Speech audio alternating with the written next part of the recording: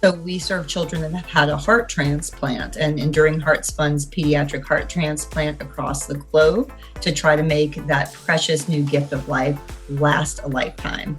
What a lot of people probably don't know is that right now, on average, a heart transplant only lasts around 17 years. And so it's pretty tragic. And, a child getting a heart transplant at 1 or 2, 17 years is really not a full life. So Enduring Hearts was actually founded with the mission to make it last a full lifetime, and actually started by entrepreneurs. Heroes are an inspiring group of people. Every one of them, from the larger-than-life comic book heroes you see on the big silver screen, to everyday heroes that let us live the privileged lives we do. Every hero has a story to tell, from the doctor saving lives at your local hospital, to the war veteran down the street who risked his life for our freedom, to the police officers and the firefighters who risk their safety to ensure ours. Every hero is special and every story worth telling. But there is one class of heroes that I think is often ignored: the entrepreneur, the creator, the producer. The ones who look at the problems in this world and think to themselves, you know what, I can fix that. I can help people. I can make a difference. Then they go out and do exactly that by creating a new product or introducing a new service. Some go on to change the world. Others make a world of difference to their customers. Welcome to The Hero Show. Join us as we pull back the masks on the world's finest heropreneurs and learn the secrets to their powers, their success, and their influence, so you can use those secrets to attract more sales, make more money, and experience more freedom in your business. I'm your host, Richard Matthews, and we are on in 3, 2, 1. Hello and welcome back to The Hero Show. My name is Richard Matthews, and today I'm live on the line with Carolyn Salvador. Carolyn, are you there? I am, Richard. Thank you so much for having me. Yeah, thanks for coming on. So where are you calling in from today? Today, I'm calling in from wonderful, not so sunny Key Largo, Florida. Key Largo. We haven't been down there yet. No, Key Largo is the island at the bottom of the Keys, right? Yes, it's the first key in the stream of the Keys. Yeah, so we were there last year. We went and visited Key Largo and Islamorada, I believe. I'm not sure if I'm saying that right, but you're butchering it. We got to go visit that on our travels last year. Islamorada. Islamorada. So I was close. We got to go snorkeling there. Super fun. Anyway. Yeah, no, it's wonderful. We're staying down here for a little while before heading back to Atlanta, which is where Enduring Hearts is headquartered.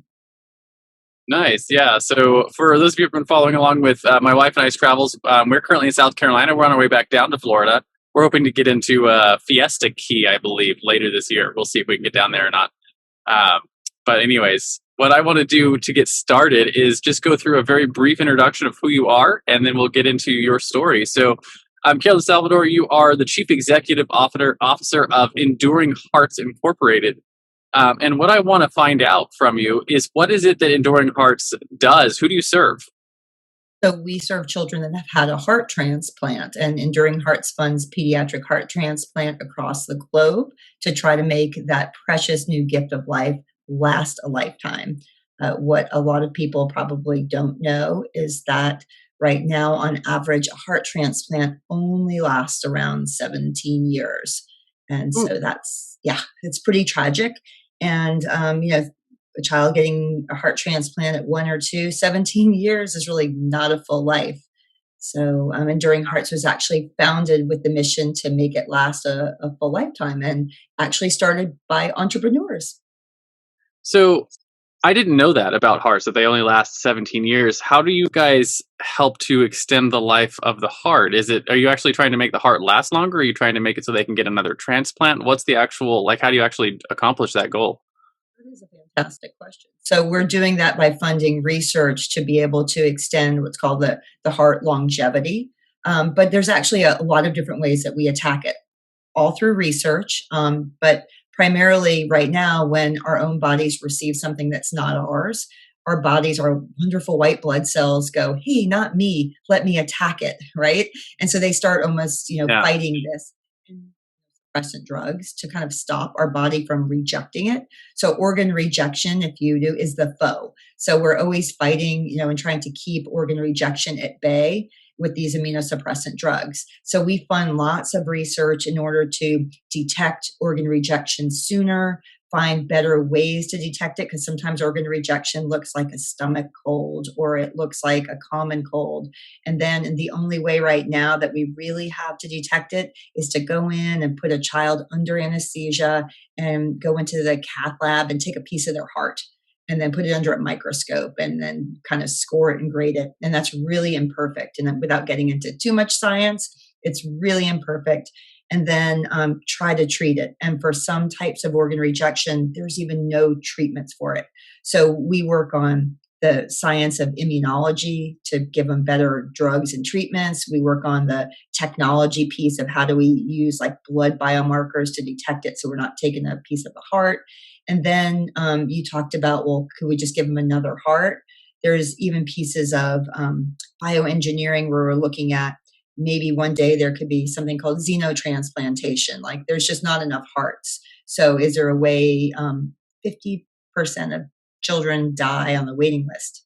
So maybe there's a way to have other hearts in the pipeline, because most children don't get a second chance, or what I should say, third chance for another heart transplant, because there aren't enough hearts to go around even with the first transplant. So just out of curiosity, are you guys also doing research in the regenerative medicine space where they're talking about like growing hearts in a petri dish, that kind of stuff? So from stem cells from the child? So we are looking and funding different stem cell research, but we're starting in a type of stem cell that looks at not necessarily the whole heart. You have to kind of start with maybe some of the pieces of it. So we actually have a model that is using stem cells to kind of recreate the veins of the heart and mimic rejection so that we can kind of study what this very insidious type of rejection looks like. And so that's definitely, and the field is looking at that. How do we use them? How do we use them for patches on the heart? So it's in the kind of beginning stages of it. They're looking at different animal hearts to see, are there tissues that we can use from baboons or other animals to use without kind of going into all the animal pieces. But there's definitely a lot of science around how do we increase the supply of hearts. And if you think about it, Richard, do you have children? I have 4 of them. Yeah. Oh my goodness. Okay, you have 4 children. So yeah, I have 2 children. They're in their 20s now, but I, never as a parent when my children were young really thought about, what would happen about making my children organ donors. And, you have to really think about that. And that's in the worst moment of a parent's life. Those parents did something just so selfless and gave up their organs for another child to have that chance. So that is so incredible. But it's so limited, like that supply is so limited. So we really have to try to make that first heart last. And so, and Enduring Hearts is the only organization that's dedicated solely to doing that. There's lots of great organizations that focus on heart, but we're the only ones that are really solving that problem for these young children. So my next sort of question on that then is, are you guys like physically doing the research under your umbrella, or are you guys doing the funding of the research, or both? So we have a scientific advisory committee team that basically curates all of our research, and they're the best and the brightest, but they're from all over different institutions from all over the North America. We even have a researcher from Alberta, Canada, that's part of our team. We have research that comes into us, again, from all over the globe. We just funded a study in Germany. Enduring Hearts doesn't have one lab. So it's not being done in our Enduring Hearts lab. It's being done wherever great research is. So far, we've been around since 2013, funded our first study in 2014. I think we're up to about 45 different research studies, funded at Harvard, Stanford, Calgary, Germany. So wherever, again, the best research is, our team, we have about 12, 13 doctors that are on our scientific advisory committee team. They're the ones that determine these are the targeted areas that will make the biggest impact. And then when all the studies come in, they will peer review and score all of the different scientific studies. And then we will determine which ones we can fund based upon funding and also based upon impact and significance to a child's transplant longevity. Yeah, it makes a lot of sense. So from a business standpoint, how do you guys go about generating the revenue required to fund these studies? Well, we're a 501(c)(3), which is a public charity. So that's just, a tax determination, but that also means that we need to get public funds. We can't rely on like one family donor just to kind of strike a big check. So it's hard work. It really is hard work. We started in Atlanta out of a family, a family that happened to, they thought they had two healthy children, and they went on a family vacation during Disney, and their one daughter, the youngest daughter, went into heart failure, basically at the magical place in the world. And she was rushed to the hospital. Kind of fast forward, they were told she needed a transplant. And um, when they found out it wasn't a cure, they basically started the charity to do something about it. So I say that because they could have, at that point in time, he had just sold a business. He had money to get the very best care for his daughter, and he could have just stopped there and taken care of his daughter. But he decided to create this public charity because he knew at that point in time, which was 2013, a transplant was only lasting around 11 years. And so he knew to be able to really do more good in the world and really be able to impact his daughter's life and kids like her, he needed to get a lot of people aware of the charity, aware of that need, and be able to get a lot of donors. So a long answer to your question is we get public money. So we do fundraisers. We try to create awareness by getting our messaging out there. We leverage pockets of heart families to be able to help us spread the mission, social media, events, some grants to institutions, but really it's really public awareness and public donation. Interesting. So when you say public funds, does that mean it has to come from like government funding, or does that mean like could I donate to the organization? Yes. What does that mean? Yeah, that's a great question. It means the general public, not we don't get any government funding. So it's the general public, and being the type of charity donation, again, it's a business. So it's just, but the government, US government says if you're a public charity, you need to get so much money, so much of your donation has to come from so many people. You can't have like one big donor because then it becomes a foundation. So we're a public charity. So it means that we have to get lots of people donating amounts to us. It could be $10, it could be $100, it could be $10,000. It could be a lot more. That'd be great. But we need to get a wide kind of breadth of people donating to the charity to have that what's called public support. Yeah. So when you guys are actually looking at building the charity, you build it the same way an entrepreneur would build a normal business, but instead of selling a product or service, you guys are selling the need to donate? We're selling. You get nothing for it except for the feeling of feeling really great about making an impact. And so we go through as a CEO, I'm running this organization. I think I shared with you before we got started, I've owned several businesses, and I'm doing the same things. I have marketing. I think about my marketing plans. I think about my brand, think about my messaging, think about how that looks, what the channels of my marketing, are, how do I execute that? Think about my pipeline of my sales, if you will, right? You think about what's coming in, what's coming out. Those are my donors. That's what are the events? What's the calendar? You do budgeting, planning, forecasting. It's really the same, except for, we're relying on people's goodwill. And we have to make sure that we're really doing a good job of communicating our impact. And then there's other nuances which are even more incredible, because with a nonprofit in business, it's your own profit, right? You're a small business owner or a large business owner, and you're trying to improve your bottom line. You want to be able to, of course, lower your expenses to be able to enhance your bottom line. I guess same kind of principle, except that within a charity, when there's optics of donors coming in looking, they want to make sure that the lion's share of the money that you raise is going toward what's called like your programs, your research and your programs. And so we have our research, and we have family programs. And our family programs, and we do gas cards for families that have heart transplants, and a temporary food program for them, and some other support programs. So all that combined needs to equal or have a certain percentage of our money. So we try to get somewhere between 75 and 85% of all the money raised, or all our expenses that go toward that bucket. which means that all of your operation costs and everything else have to be really lean and mean. So it's kind of hard because you kind of are like a duck paddling, underwater when the duck's legs are going really fast. It's like thinking about like when you're operating in a startup company, and you don't have that big startup money coming in, you're trying to operate lean so you can kind of make some profit. Kind of same thing. You're always in that.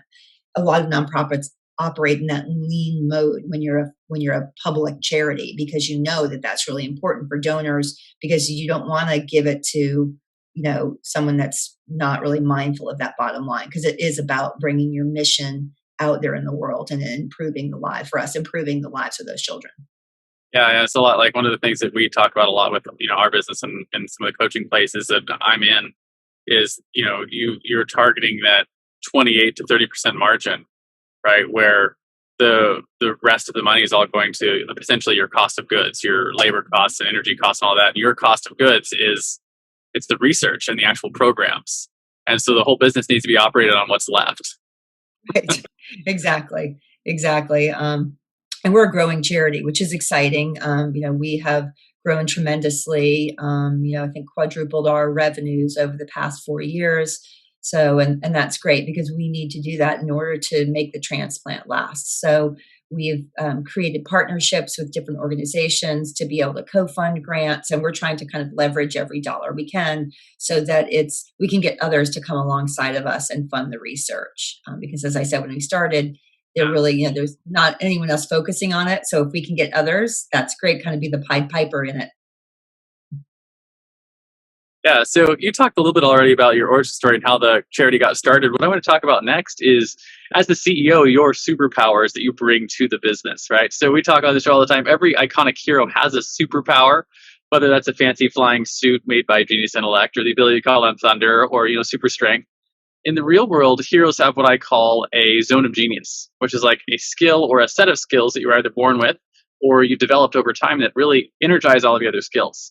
Right? And the superpower is what sets you apart and allows you to help other people slay their villains, right? Or in this case, make the hearts last longer for children.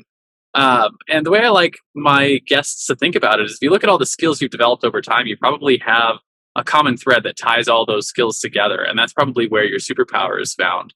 So what do you think your superpower is that you bring to bear on this charity?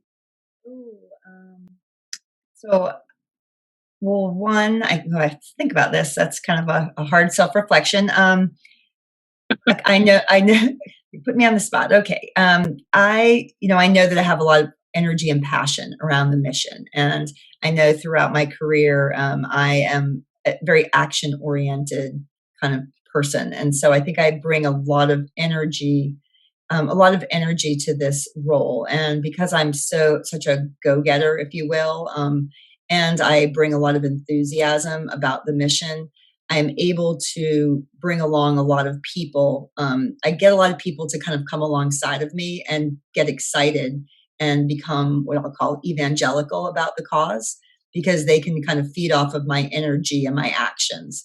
And so I think throughout my career, I've been able to activate people around me and get them to become passionate about the things that are important. And so I think if my superpower may be, someone told me I'm able to get people to walk across the bridge. I'm able to get people to collaborate and to get people to engage and be excited about things because they can see my vision, and I'm very visionary. And so I think that's between that and the energy that I bring, because I have a lot of tornadic activity around me. And so I think those kind of two things get people pretty pumped up about, what's going on. So the follow-up question I have for that, after hearing you say, it's the mission and having the energy and the passion for the mission. One of the things, if you ever read, I think it's the book, I think it's Good to Great. Yes, but they talk about in that book that, that getting everyone in the company, everyone in the organization to buy into the mission is one of the things that separates a good company from a great company, or I would assume a good charity from a great charity. So as the CEO, how do you work on getting the people who are working for the organization to buy into the mission with the same level of passion that you have? So there's two different stakeholders. So I have people working, truly the kind of employees working, and then there's the board of directors who are the volunteers that are working. So I can address both. The people working for the charity have been, two of them have been working with me for 8 to 10 years. Before I worked for this charity, they worked for me in a past charity. So, and there's a theme, like we've worked to be, we've been champions of children. So I know that about myself. And so to be a champion for the underdog, if you will. And so I think that's, that's it's an easy sell, right? Because no one wants to see a sick child, and because we're the only ones. And I think always being in touch with the mission and never getting too far away from it. And so with whether it's my team or whether it's the board, I'm always making sure that I go back, whether it's a board moment or board meeting or within, that we reflect on why we're doing it. And it's like kind of getting back to the why. And so it's having a mission moment or putting that back in it and remembering the why. And sometimes when I'll be in a meeting and where it's very tactical or I'm like not getting a lot of engagement, I'll come off of a meeting and go, well, that kind of didn't go the way I want, or I didn't get a lot of engagement. I have to then reflect, well, we didn't talk about the why again. Like it's, and so I know that making sure that I put the why on top of everything, and whether that's putting in an interview with a family or putting the child's face or telling the story or getting them to emote. And once you hear that, then you're refocused. Then it's not, a board member that's sitting for an hour and a half away from their desk and they're really checking their phone. Or it's like you're making a difference. Like this is why. And these kids are in a race against time. Because if a transplant lasts 17 years, that clock is ticking. So, and if we're the only ones doing it, what are we doing? Like this is highly motivational. So if you're not motivated by sick children dying, then you shouldn't be on this board. And we've got to do something. And so everyone is motivated, and it's just more of just refocusing that energy around why. And so I think that's it's just putting it back in the top of focus, I think. Yeah, and it's a key for like every organization is learning how to do that. And you have such emotive, such an emotive mission, right? That it just strikes right at the heart for. Yeah, I don't have to work that hard about it. I just have to remind us again remember to do it. Right? Yeah. It's not something special. I'm not creating it. It's really there. It's and behind the scenes, my team within our family programs, we get email. We deal with 25 to 30 transplant hospitals across the U.S., and so we have these programs that are ongoing. And a family will apply for a gas card, and then we'll get an email back from a social worker, and it will be, sorry, please take, Samantha so-and-so off the list because, they died. And my whole office will erupt in tears. Or, there's a family that we're interacting with on social media, and there was a little child that passed away, several weeks ago, and we cry thinking about it. And we all were following this little girl and, feisty Phoebe. And we've been engaging with this family for a year. And she was a couple weeks shy of her 1 year heart transplant, and she died. And these are not statistics, they're not numbers. These are children and families. And, I think it's highly motivational for us all. Yeah, absolutely. And it's got to be rough to be dealing with something that's both motivational and also like it's hard, right? It's heavy that every time you have a child that passes away that you guys have been working with and helping, it's like how do you get back to we have to get back to work because like it can feel like failure.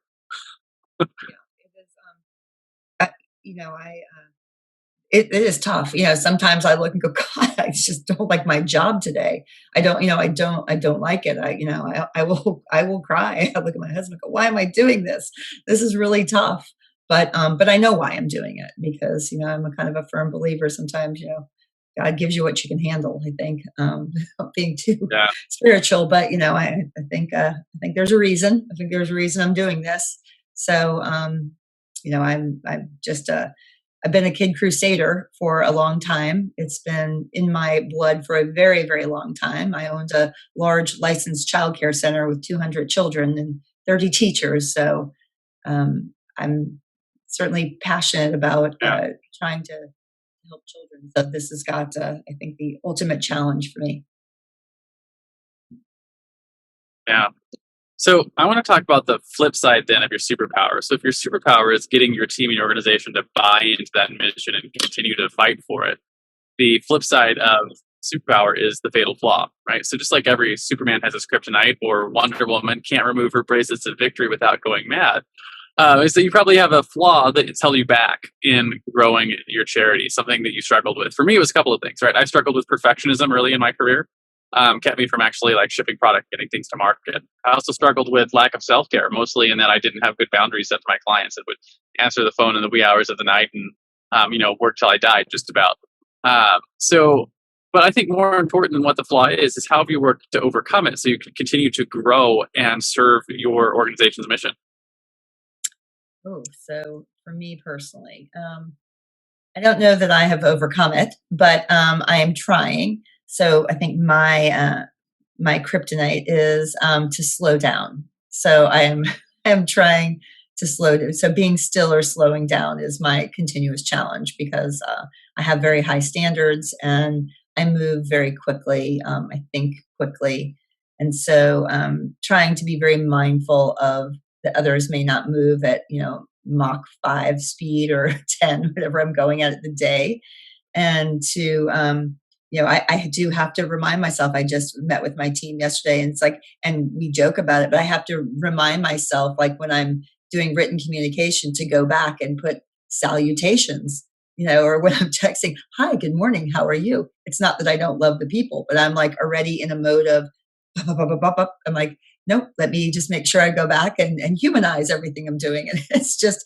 because I get into that very, business mode of just, full throttle. So I think doing that, for me, it's being able and also trying to figure out how to turn it off because I am, if a board member emails me at 10 o'clock at night and I happen to have my laptop on my, legs, which I often do, I'm going to respond to it. So I can't say that I've overcome it, but I'm trying.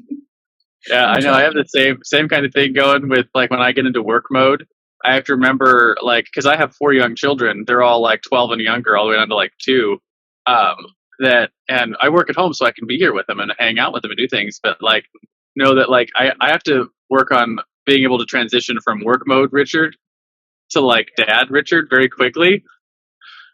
Because the way that I work, it's hard to have boundaries, those kind of things, and realize I don't want to be mean to them, right? And the whole you talk about humanizing your communications, and it's like same kind of thing where if I'm in work mode, I'm very quick and I'm very blunt and I'm very short with because I've got things I got to get done, and my son will come in and want to tell me something, and I'm here, I want to listen to it, but at the same time I'll be blunt with him. It's oh, I'm sorry, I didn't mean to be blunt. I actually do care about what you're doing, but I have to make that transition.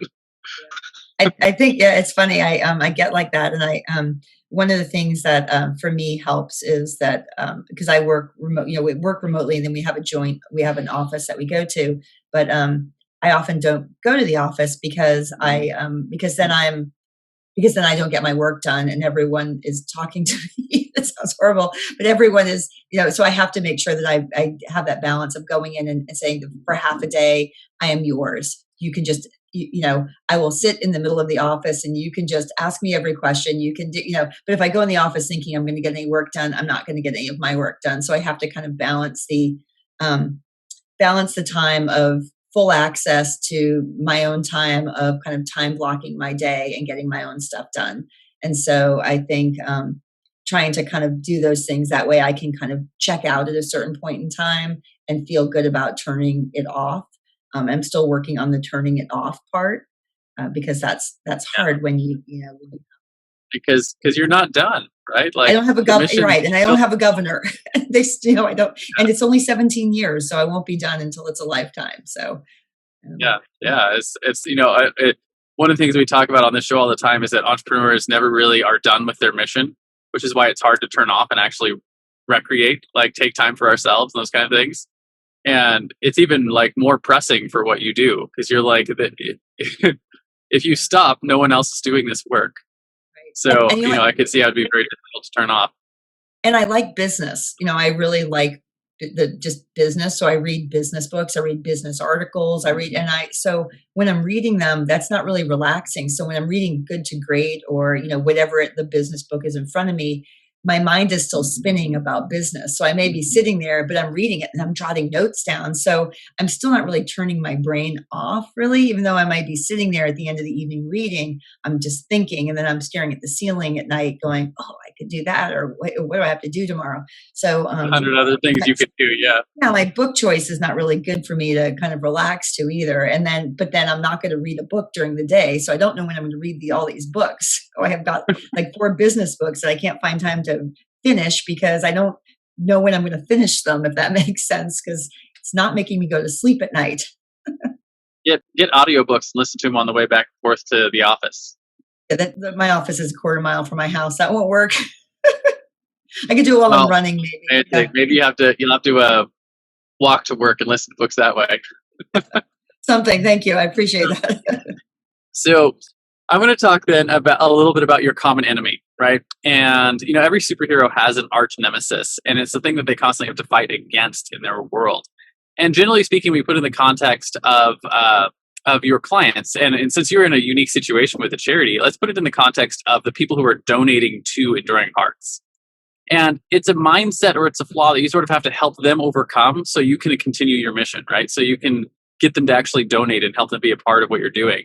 So what is sort of the arch nemesis you have to fight to get people to buy into the mission and actually give for what it is you guys are doing? You know what? Well, I think there's 2 components. One is that you have people that are charitable, and you have people that don't really consider charity as part of what they do. So one is that, the people that don't really consider charity, it's kind of hard to, they have to have a tie or introduce them, and maybe you can get them to come along. But that's even just kind of convincing them generally of it's good to give, right? You're going to get something, even though you're not getting a goods or services, there's an intrinsic value, and you're going to make an impact. The people that give, then a lot of people have their own passion projects, right? Or they have their things they care about. Like I love dogs or whales, or, my grandmother has diabetes. I'm going to give to diabetes. And studies show people give to their universities, their churches, their kind of affinity groups and if there's a cause impacted. So you take something like pediatric heart transplantation, where there's not a lot of children each year that get one. So you might not, but there's thousands of children that have them. There's thousands waiting. And then we've got this whole overarching congenital heart defects, or the most prevalent birth defect.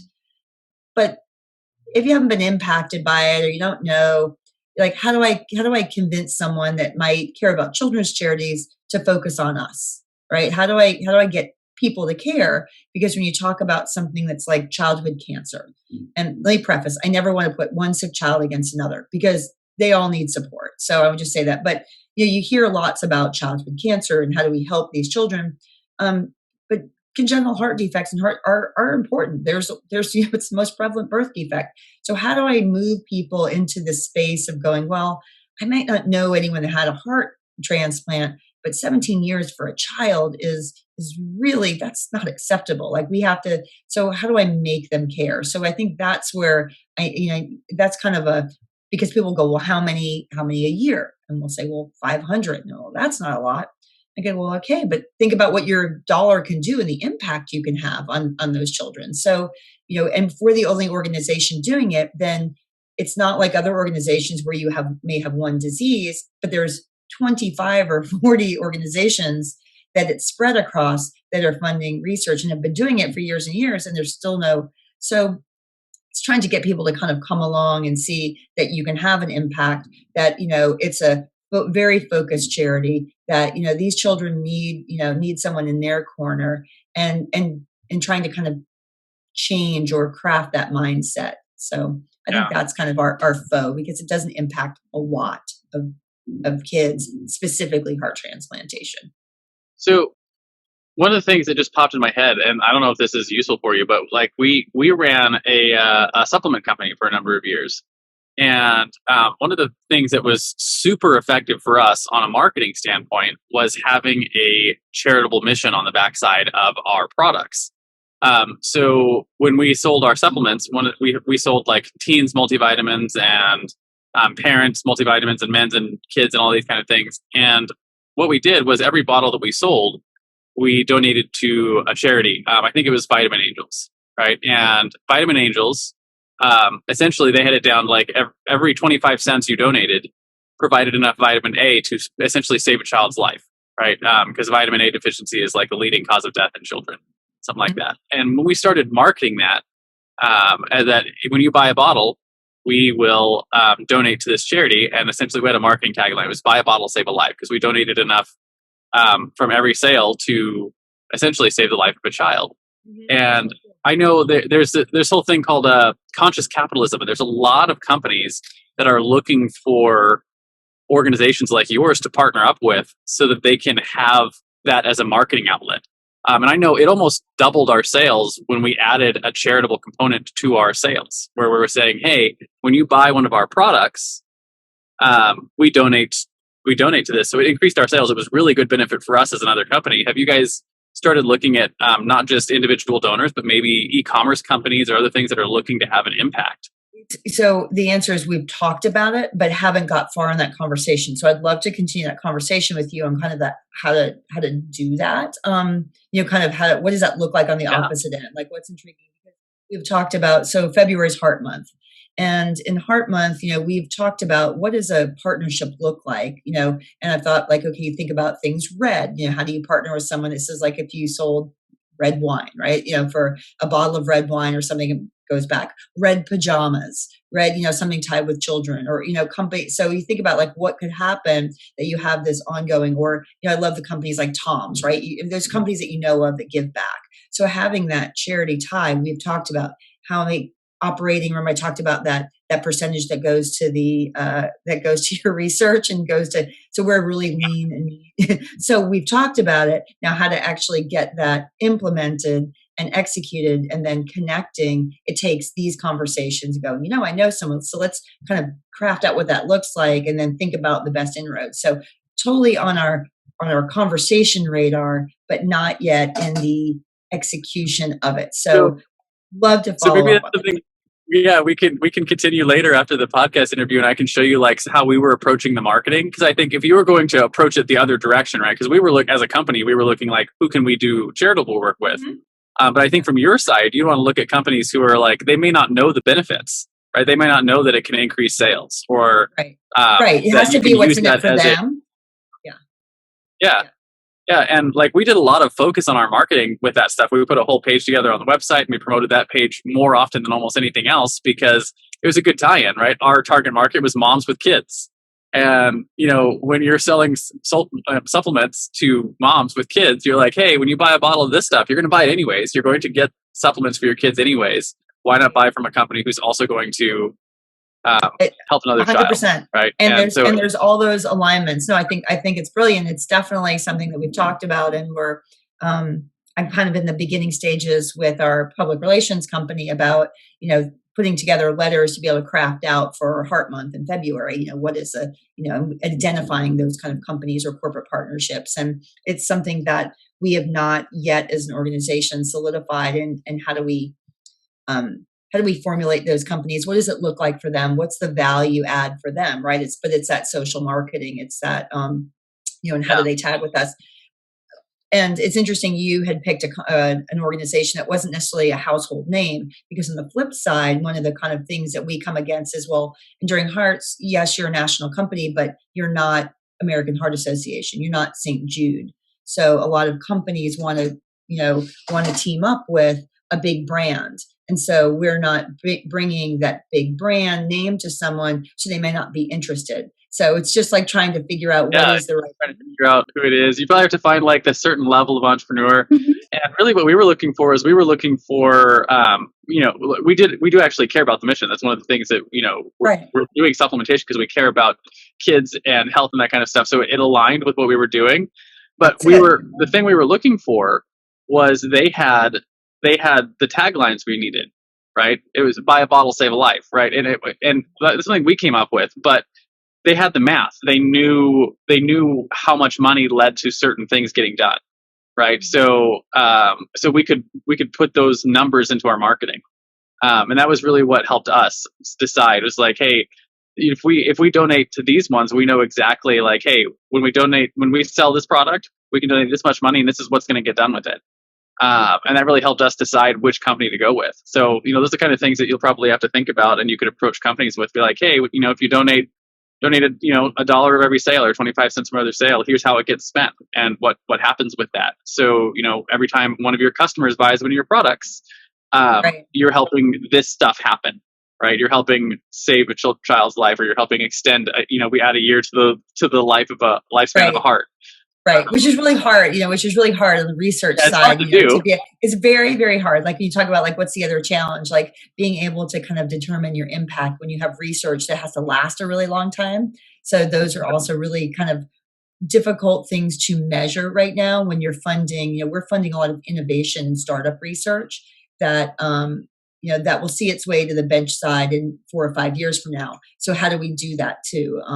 But if we to go away, we don't have that funnel of research. That's all that Well, those great ideas. So you also have the family programs that probably have some really easy numbers that go along with them. Like, here's how much it costs an average family who's going through the transplant to pay for food and pay for medical bills, or pay for like the gas cars back and forth, how much they spend. And, if you buy some of our product, you can, help a family accomplish these things. And that's kind of, I don't know. Anyways, I think there's lots of synergy there for you guys to look at in the future.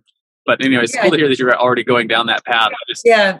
But no, thank you for bringing it up and putting it back to the top of the mind. So I appreciate that. That's great to talk to you about that. Yeah. So I want to talk then. We sort of covered. We know what your mission is, right? Your mission is to extend the life of a heart. So I want to talk about some more practical things. And I call this the hero's tool belt. And it's just like every superhero has their awesome gadgets like batarangs or web slingers or their magical hammers. We'll talk about top 1 or 2 tools you couldn't live without to run your charity, right? It could be anything from your notepad to your calendar to the marketing tools you use to get the word out, something that you use every day, something, essentially what's top 1 or 2 tools you couldn't live without to do your work? My immediate response would be my team. I know that's not, necessarily a tool, but I've got just, it works. It is. I've got my superpowers come from the fact that I've got people that I know that I can trust, that care about the mission, that work incredibly hard. I've got a really, great team on our board that is super dedicated to the mission. So I think, for me, it is surrounding yourself with people that are just as passionate about the mission, and being able to,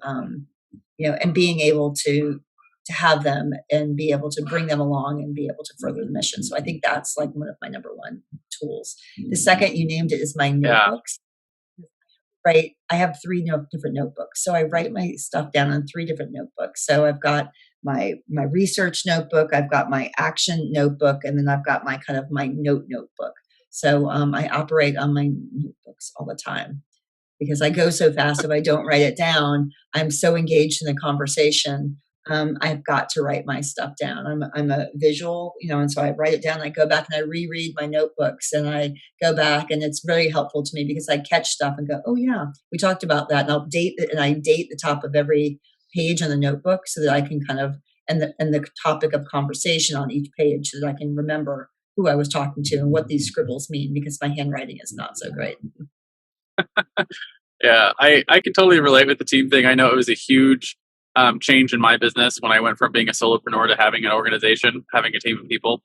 And I know like it was a big roadblock for me to actually hire people and have a team. And once I did that, our business has grown a lot since then, which is great. And I know it sort of feels like having superpowers when you have other people who care about what you do and are working to make your mission a reality. So that's huge. As far as notebooks, I'm an auditory learner. So if I write things down, they disappear forever. So I can't use notebooks because it's my like, it's gosh. now out of my head. It's gone. Oh, I'm the complete. You and I would be on opposite pages. I am not an auditory Yeah, learner. In fact, I work my with one of my team members is auditory, so she talks at me, and I go, please write it down. I need it to be in writing. Yes, so because I'm my engaging you, I'm talking to you. I won't remember what you told me. Yeah, my wife is that way. She's very visual, so she's got her notebook and she writes all the things down. And then my son is like me; he's an auditory learner. And one of the most interesting things is they're homeschooled because we travel. So my wife has been teaching it. It was a couple of years ago. My wife is like, I can't get through to your son. Like I can't get him to understand anything or do anything. I'm like, I feel like I'm failing as a teacher. And I was like, have you considered that maybe he's not a visual learner like you, but an auditory learner like me? And she was like, dang it, no, I didn't consider that at all. So she switched a lot of how she was teaching him from visual to auditory, and he just took off like a rocket. And so, it's one of those things. It's really fascinating.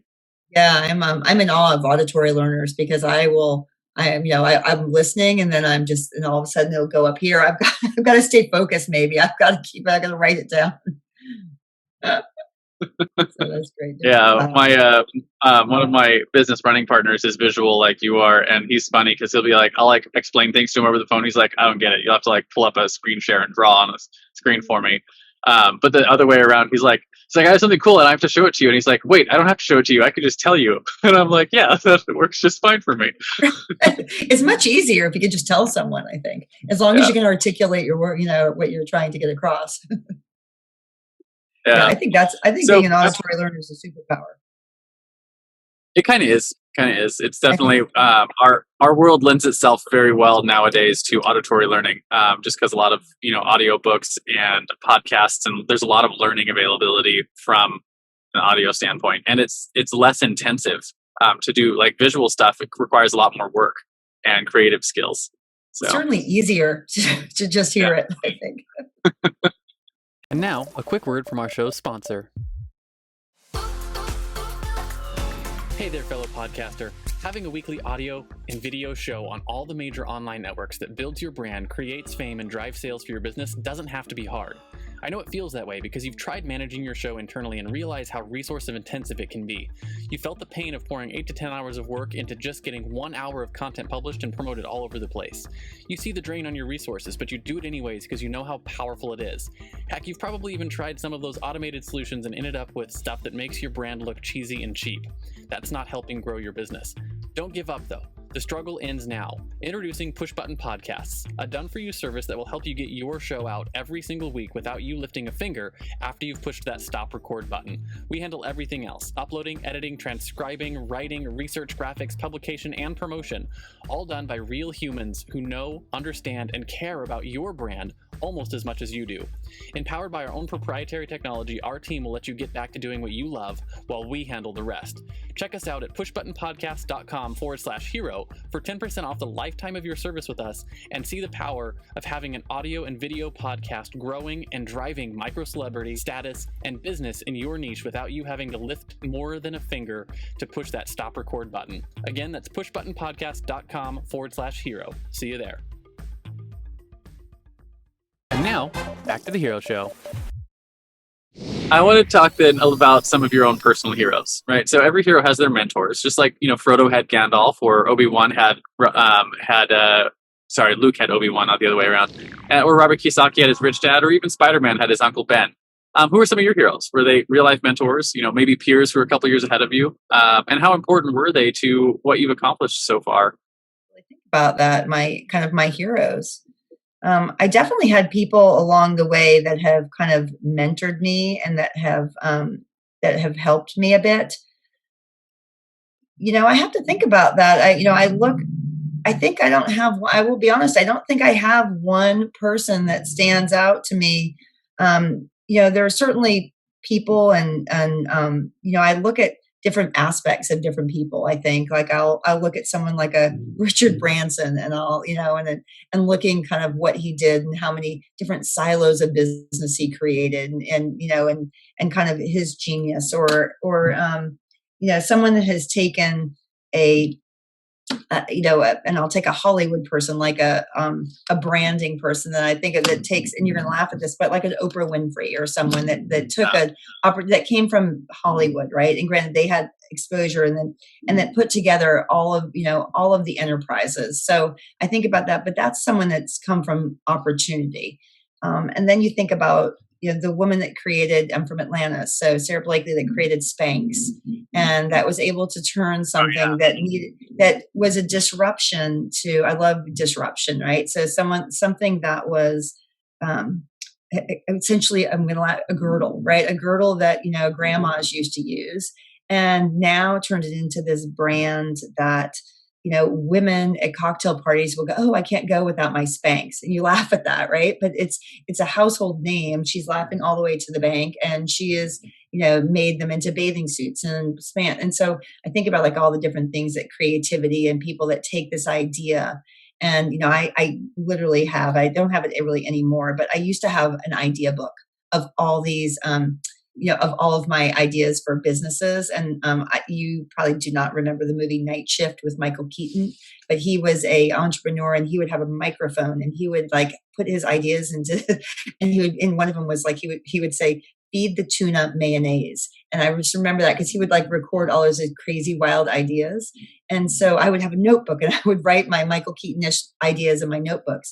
But I think it's a lot to be able to take your ideas, your what if I did this, and actually turn it into a really viable business that has multiple business streams, right? That you're able to really take this idea and go from, $100,000 business to $1 million, and then make it expanded into, multiple units.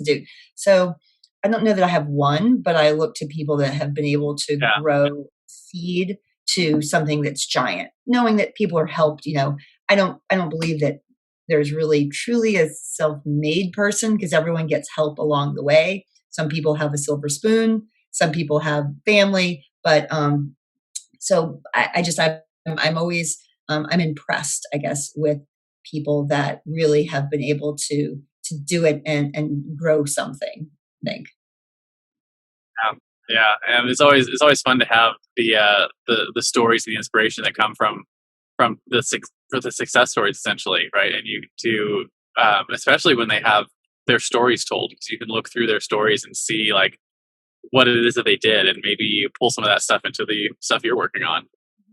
So yeah, I'm always love a that. great I say I steal ideas. My team says you don't steal them, you just kind of repackage them. But I'm always looking, wherever I go, if I'm sitting and watching a webinar or listening, to a podcast or reading a book, I always try to take away a little bit of something of what they did and try to kind of craft it into my own, and think about, how can I reflect on it and use it for my own business or my own, personal growth. So or then it just makes me antsy because I haven't taken my ideas in my book and made them anything yet, and then I'm feeling like I need to write more ideas and execute them. But it is motivational to me. So the next thing I want to talk about then is your guiding principles, right? One of the things that makes heroes heroic is that they live by a code. For instance, Batman never kills his enemies. He only ever brings them to Arkham Asylum. So as we sort of wrap up this interview, let's talk about the top one, maybe two principles that you use regularly in life. Maybe a principle you wish you knew when you first started out on your own entrepreneur's journey. Give me some hard questions to end with. A principle. I would say a guiding principle or value certainly is to try to be very transparent and very very honest in my communications with people. I am very much kind of what you see is what you get, and I think that is. I think when you have honest and real communication and relationships, then that's only going to help you in business. I think, being undermined or being disingenuine is one, it's exhausting, and secondly, you're coming from a bad place. So, what I do, I have to be real in everything I do. It's coming from a real place, and I think that I don't know if that's a governing principle, but I don't compromise that. I don't compromise who I am. I don't try to be something I'm not, and I make sure that it's all in an honest and good place, and it aligns with any job that I do. Anything it aligns with has to have a character and integrity. I guess that's maybe I'm kind of working back into the word integrity, but I think that's as I'm kind of thinking through that because you're going to be thinking all through that, but it has to align with being having integrity and having real relationship. Did I answer that question? My favorite definition for integrity. Yeah, I think so. I said my favorite definition for integrity is that so I can't remember who said this to me, but it was like integrity means that when you lean on it, it'll stay solid, right? Like your wall in your house is integrity. If you lean on it, it'll stay there. And like you want to be that person that the people around you, they know that they can lean on you, right? And you'll be there, right? Because you are who you say you are. You have that honesty. You have that integrity that's letting people know that you can be counted on to always be there, to be who you say you are, to do what you say you're going to do. And yeah, that's a important guiding principle, I think. I think it has to be if I think about it, it's the kind of the Maslow's, to me, it's like the base level, right? If you're going into business and you don't have high integrity or you're not, you're forming it on a rocky foundation, your relationships aren't real, or you're doing things in a shady way, or, it's not, I don't know how you do business. I don't know how you wake up in the morning and look yourself in the mirror, because certainly working in the nonprofit world or doing that, like I couldn't do what I do. I think I could get people to come behind me and really share in the vision of the mission if they didn't, if they really trust me and they didn't really kind of believe what I was saying. So I think that's key. And donors wouldn't donate. That's true. So, and it's super important, especially with the work you do. So that's basically a wrap on our interview. But I do finish every interview with a simple challenge, which is the reason you're here, actually, because it's called the Heroes Challenge, and we do this on every episode to help get access to stories we might not otherwise find on our own. Right? That's how we got you here. So the question is simple: do you have someone in your life or in your network who you think has a cool entrepreneurial story?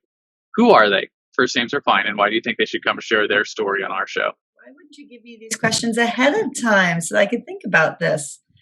A cool entrepreneurial story. I have several. I mean, our founder, Saketu. I'm going to say Saketu, Sinicha.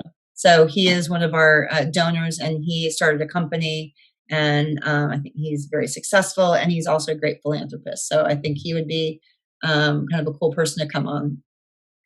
So I would vote him. Yeah. So we'll reach out afterwards to see if we can get an introduction.